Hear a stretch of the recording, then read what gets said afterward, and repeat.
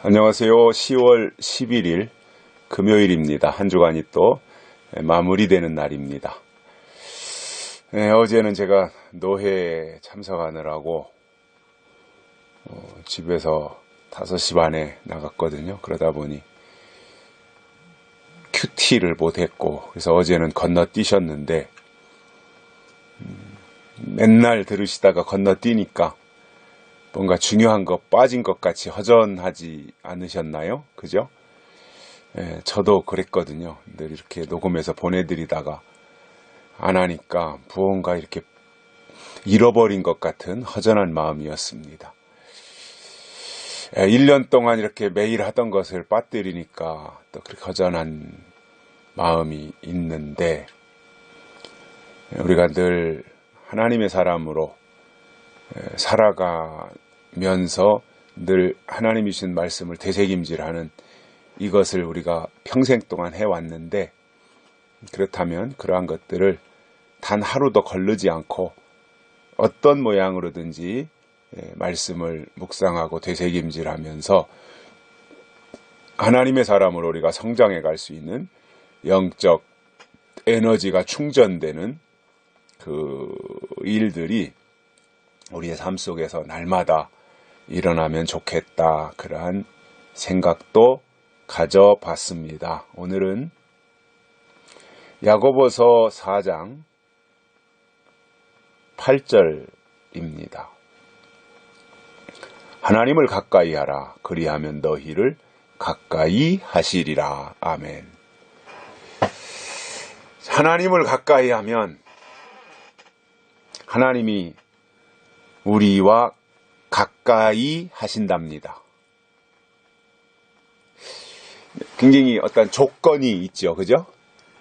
이게 하나님의 은혜거든요. 물론 대가 없이 무조건적으로 주시는 것이 하나님의 은혜이고 사랑인데, 그러나 이것이 어느 정도 신앙이 연조가 쌓이고 신앙적으로 조금 자라난 사람들에게는 그렇게 모든 것을 다 거저 주는 게 아니에요. 구원은 거저고 우리가 천국 가는 거 하나님 은혜로 거저 되는 건데, 그러나 이 구원받은 자들이 어떻게 살아야 되느냐의 어떤 삶의 원리 속에 들어가서 보면 또 굉장히 하나님이 요구하시는 것들이 있더라는 거예요. 마치 결혼해서 아이를 낳으면, 자식을 낳으면 그 자식이 어렸을 때, 아기 때, 갓난 아기 갓 태어나고 이제 100일 지나고 돌 지나고 아장아장 걸음마 배우고, 그때는 그 아이에게 모든 걸 다 거저 쏟아붓습니다. 그 아이에게 대가를 바래요. 그냥 예쁘고 내 자식이고 사랑스럽고, 그러니까 어떠한 조건도 없이 다 우유고 간식이고 이유식이고 옷이고 모든 것을 다 제공해요. 은혜죠. 그죠? 부모의 은혜. 그런데 커도 그러나요? 어렸을 때 그렇게 했는데 학교 들어가고 이제 중학교 가고 고등학교 가고 이렇게 하면 거기에 걸맞게 부모가 요구하는 것들이 있잖아요. 공부를 하라든가, 내 인생의 목표를 정하라든가, 방향을 설정하라든가, 좋은 친구들을 사귀어야 된다든가, 부모가 시시콜콜하게 지시도 하고 점검도 하고 물어도 보고 확인도 하고 그렇게 되잖아요. 그러면 어렸을 때, 아주 아기 때 부모가 무조건 다 해주고 기저귀도 가르쳐주고 똥 싸도 아이고 어쩌면 이렇게 똥을 예쁘게도 쌌냐, 그렇게 하던 부모가 이제는 이것저것 꼬치꼬치 캐먹고 잘못하면 야단치고, 그럴 때 그 아이가 처음에는 가치관에 혼란이 오겠죠. 엄마가 왜 그러지, 아빠가 왜 그러지, 그전에 나 안 혼냈는데, 오줌 싸도 예쁘다 그랬는데 어느 날부터는 오줌 싸면은 야단친단 말이에요. 그러면 그 아이가 가치관에 혼란이 올 거 아니에요. 그러면 아기 때 대하는 방법과 컸을 때 대하는 방법은 달라요. 아기 때 무조건 베풀어주고 다 했지만 커서는 스스로 할 수 있도록 방향만 제시하고 본인이 알아서 그 방향으로 갈 수 있도록 하는 거고, 때로는 또 어떤 목표도 제시해주고 스스로 인생길 어떻게 헤쳐갈 것인가에 대해서 알려주기도 하고 이렇게 하는 거잖아요. 어렸을 때는 돈 달라 그러면 부모가 그냥 다 줬잖아요. 근데 대학교 졸업하고 직장 들어가고 결혼하고 그러면 부모 자식 간에도 자식이 나 방점 하나 얻어야 되는데 돈 달라 그러면은 그냥 주는 게 아니라 빌려주잖아요. 너 이거 갚아야 된다. 그렇게 되는 게 그게 당연한 거잖아요. 맨날 아기 때 생각하면. 근데 신앙은 그렇게 생각 안 하냐 말이에요. 왜? 신앙은 맨날 다 하나님이 다 알아서 다 해주는 것으로 생각하고 있으니 그 신앙이 어떻게 크겠습니까? 어린아이의 일을 버려야 되는데 맨날 어린아이 상태로 주저앉아 있고 거기에만 머물러서 하나님이 다 해주기만을 바라고 있다면 어디다 써먹겠습니까? 그런 신앙을.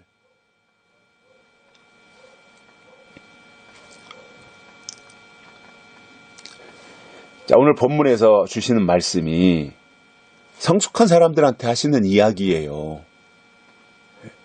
다시 말씀을 드리지만 하나님도 신앙의 초보 단계에 있는 사람을 대하는 방법과 신앙이 이제 어느 정도 연조가 쌓이고 교회 안에서 잔뼈가 굵고 머릿속에 신앙적으로 성경에 대해서 들어갈 것만큼 채워진 그러한 사람들을 향해서 하시는 말씀이 있다는 겁니다. 그 중에 하나가 오늘 야고보서에서 주신 이 말씀이에요. 하나님을 가까이 하면, 내가 하나님을 가까이 하면 하나님이 나를 가까이 하신다 이겁니다. 쉬운 것 같으면서 어려운 건 얘기고 어려운 것 같으면서 쉬운 얘기예요.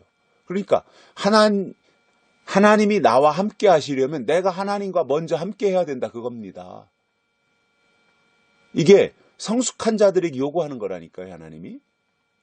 근데 왜 이게 성숙한 하나님의 요구 속으로 들어가는 것이 훨씬 더 멋있고 세련되고 큰 것인데 왜 맨날 엎어져가지고 하나님이 모든 것을 나를 위해서 다 해주기만을 바라냐는 거예요. 내가 하나님을 위해서 뭔가 할 생각들을 왜 안 하냐는 거죠.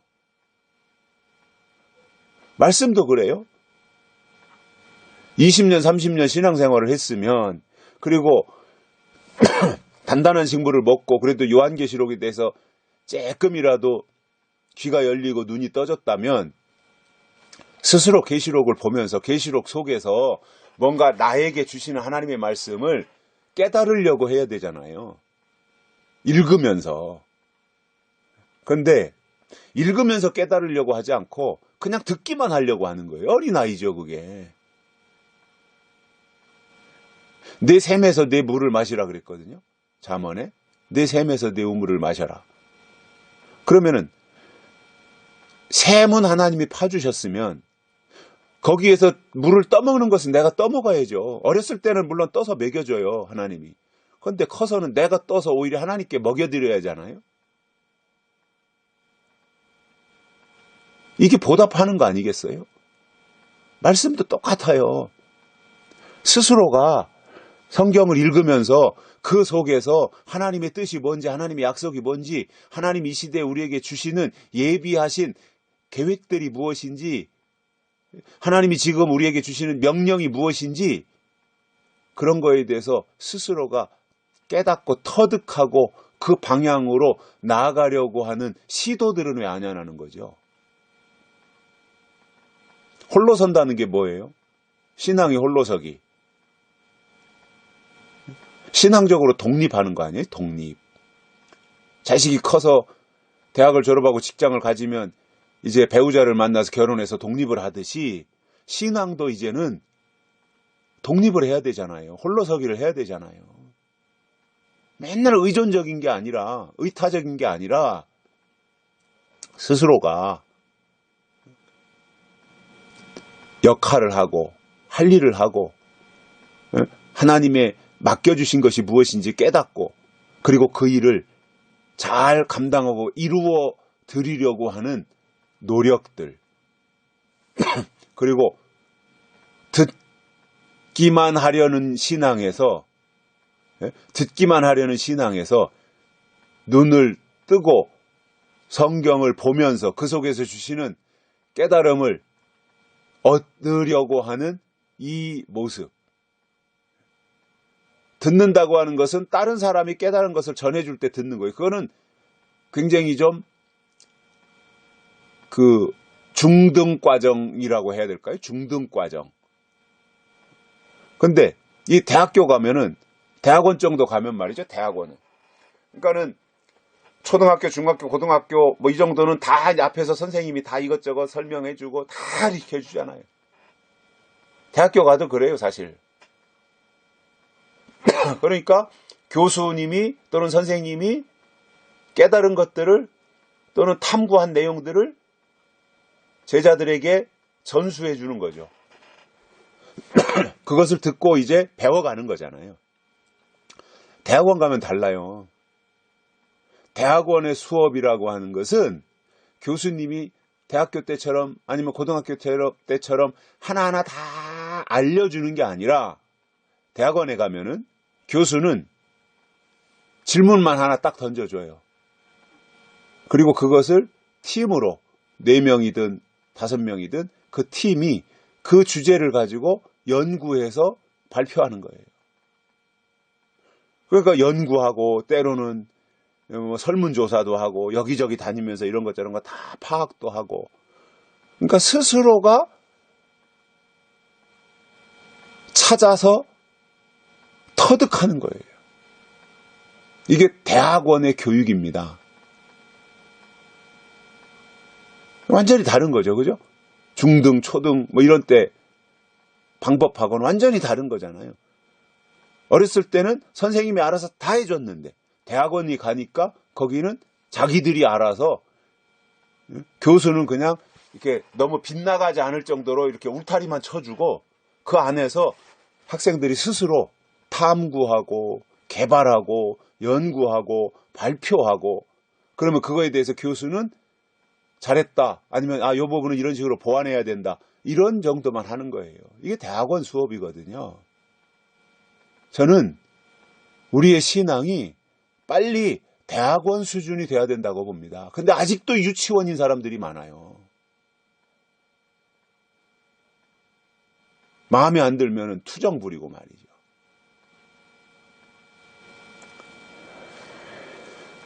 그래도 대학원 정도 돼서 석사 과정을 가는 정도가 돼야 저는 마지막 때 하나님의 일을 할 사람들의 수준이라고 봅니다.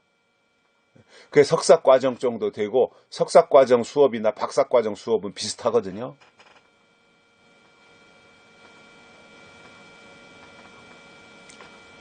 우리가 하나님을 가까이 하면 하나님이 우리를 가까이 하십니다. 근데 반대로 하려고 해요. 하나님을 가까이 하려고는 하지 않으면서 하나님이 나와 함께 해달라고 하니 그게 되냐 말이죠. 염치가 있어야지. 저는 신앙생활하면서 특히 교회 안에 있으면서 뭔가 대단한 거, 특별한 거 하려고 하는 거 별로 그렇게 좋게라기보다는 그것이 그렇게 귀한 것으로 보이지 않아요. 이제는 제가 젊을 때는 참 귀한 일이다. 뭐 이렇게 헌신을 한다든가 뭐 이렇게 특별하게 뭔가를 하는 거에 대해서 그렇게 생각했는데 이제는 그것보다는 본인이 스스로가 말씀을 캐내서 스스로가 깨닫고 터득한 말씀들을 같이 나눌 수 있는 대학원 수준의 영적인 그 역량을 갖추는 거. 저는 이 상태가 되는 것이 더 귀한 일이다 그렇게 생각하고 있습니다. 어렸을 때는 당연히 의존적이 돼야 돼요. 그 교회에서 참 모범적인 장로님이 계시면 장로님의 신앙을 바라보면서 의지할 수 있고, 훌륭한 권사님이 계시다면 권사님의 신앙을 담고 싶어서, 모방하고 싶어서 의존하게 되고, 또 좋은 목사님이 계시면 목사님을 의존하게 되고, 뭐 좋은 거죠. 저는 그게 나쁘다는 거 아니에요. 좋은 거예요. 그렇게 해서 같이 함께 하나의 공동체의 지체로서 이렇게 활동해 나가고 하는 거 굉장히 좋은 일입니다. 그 현상이. 그런데 그거는 과정이에요. 그렇게 해서 그 과정을 거쳐서 스스로 터득하고 스스로 깨달을 수 있는 홀로서기, 즉 독립을 해야 된다는 겁니다. 그래서 스스로가 대학원 학생들처럼 뭔가를 연구하고 개발하고 찾고 발견하고 발표하고 할 수 있는 이러한 수준을 갖추는 것이 더 하나님 앞에는 귀한 것이고, 그러한 사람들이 마지막 때 하나님이 쓰실 사람들이에요. 어린아이는 안 쓰신다 그랬잖아요. 장성해야 된다는 거잖아요. 단단한 식물을 먹고. 그러므로 하나님이 나와 함께 하시고 하나님이 나를 가까이 해달라고 말하기 전에 내가 먼저 하나님을 가까이 해야 됩니다. 방법이 뭐예요? 하나님은 말씀이시잖아요. 말씀을 가까이 하는 거예요. 그게 하나님을 가까이 하는 겁니다. 말씀을 사랑하는 거예요. 그게 하나님을 사랑하는 겁니다. 말씀이 하나님입니다. 특히 이 시대에 주신 약속의 말씀, 예언의 말씀이 있잖아요. 요한계시록. 그것을 가까이 하는 것이 하나님을 가까이 하는 것이고, 그런 사람을 하나님도 가까이 해주신다는 겁니다. 여기까지 하겠습니다. 감사합니다.